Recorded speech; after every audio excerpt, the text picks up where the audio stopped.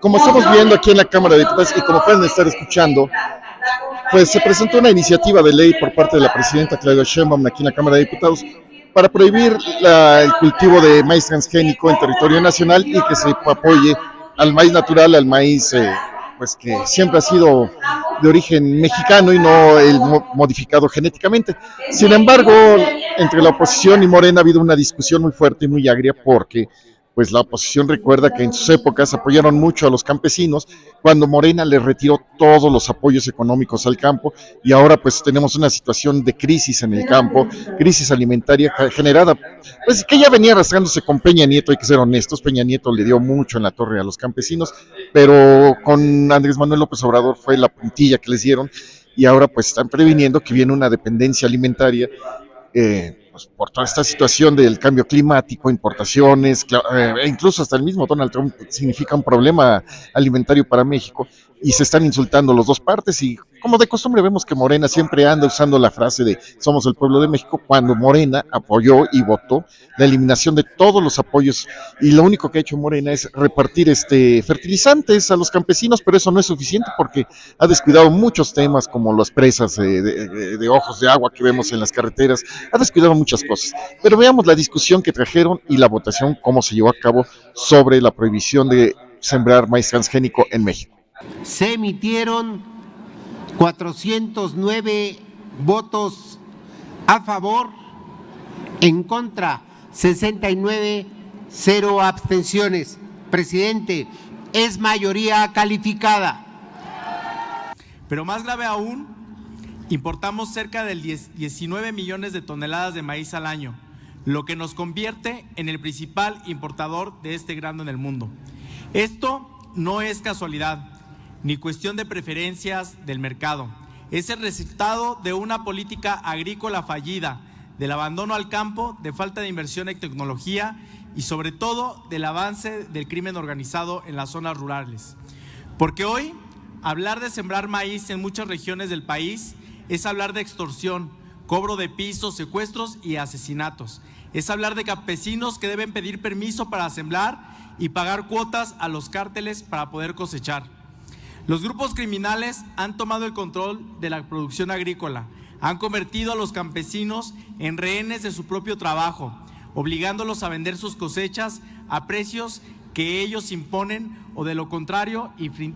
enfrentarse a posibles represalias. Ahí tienen a los limoneros del Valle de Apatzingán en Michoacán, que responden a las extorsiones o son asesinados. Recuerden lo que pasó en Texcaltitlán, una serie de matanzas entre agricultores y sicarios por los campos del maíz, aguacate y limón, o el abandono de las parcelas en Apatzingán.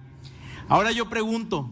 ¿cómo esperamos que incremente la productividad del campo si antes un productor tiene que preocuparse de que su cosecha no sea quemada por negarse a trabajar para organizaciones criminales? ¿Cómo vamos a implementar la tecnología para mejorar los sistemas de riego si antes sus tierras ya le fueron arrebatadas? ¿Cómo esperamos que se preserve la tradición y las técnicas para siembra y cosecha del maíz si las familias que guardan esa memoria cultural son desplazadas o en muchos casos son asesinadas?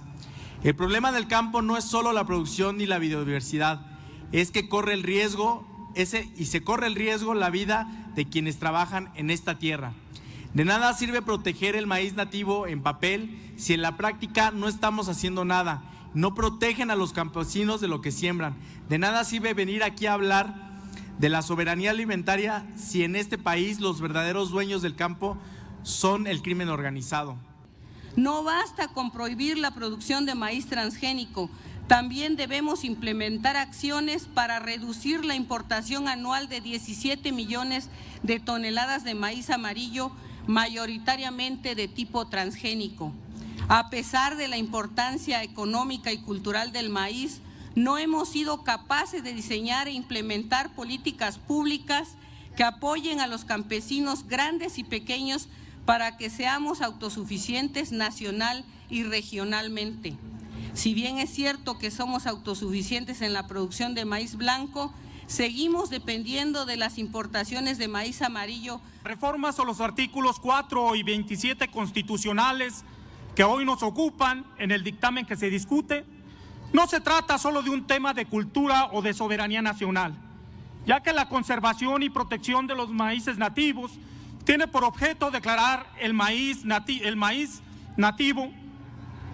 como elemento de identidad nacional y establecer la obligación del Estado de garantizar el cultivo de maíz libre de transgénicos en el territorio nacional.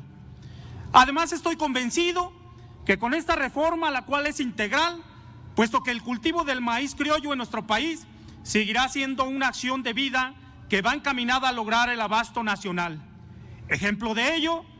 es que hoy se producen más de 27 millones de toneladas, donde trabajan alrededor de 6 millones de mexicanos en preparar esas cosechas. Sabemos que hace falta más, pero esta reforma, además va acompañada de acciones de este gobierno de la Cuarta Transformación, como son la tecnificación de regiones donde hay una alta producción de maíz blanco, como es Sinaloa, Sonora, Puebla, Michoacán, entre otros, para garantizar su producción y sin que afecte el cambio climático. Además, se está implementando en las 32 entidades federativas el asesoramiento técnico o asistencia técnica, pues dentro de la SADER se están destinando a 200,000 asesores técnicos para la productividad del campo, y dentro del programa de Sembrando Vida existen 500,000 asesores, y este año llegarán a 800,000 personas dedicadas a asesorar técnicamente a nuestros campesinos. Además de otros programas como es el de Cosechando Soberanía, que iniciará ya muy pronto, en el próximo mes, dentro del cual una de las acciones será la de créditos para el campo de fácil acceso y de intereses muy bajos, que ha anunciado nuestra presidenta y que arrancará precisamente en mi estado de Michoacán. Por eso somos el gran acervo de este genoma. Esta variabilidad genética del maíz es el resultado del mejoramiento tradicional desarrollado por campesinos y pueblos originarios durante más de 10,000 años, óiganlo bien. Esto se ve reflejado en una gran variabilidad fenotípica que presentan las variantes de esta planta, tanto en su color, sabor, textura, forma, entre otras características. El cultivo de maíz en México